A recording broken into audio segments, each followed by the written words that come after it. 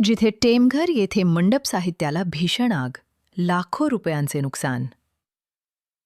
महाड तालुक्यातील जिथे टेमघर येथे श्री विपुल यांनी भाडेपट्ट्याने ठेवलेल्या मंडप साहित्याला दुपारी सुमारे 1 वाजण्याच्या सुमारास अचानक वणवा लागल्याने भीषण आग लागल्याची घटना घडली आहे.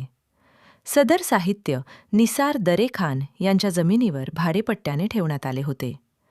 या ठिकाणी मोठ्या प्रमाणात बांबू, लाकडी खांब, वासे, लोखंडी कैची, ताडपत्री, दोरी आदी साहित्य साठवलेले होते.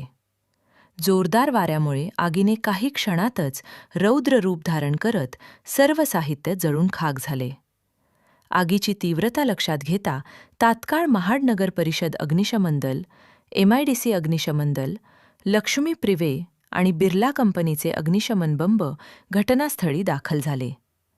आग आटोक्यात आणण्यासाठी 3 पाण्याचे टँकर वापरण्यात आले. सुमारे 20 बंब पाण्याचा मारा करून अनेक तासांच्या प्रयत्नांनंतर आग नियंत्रणात आणण्यात यश आले.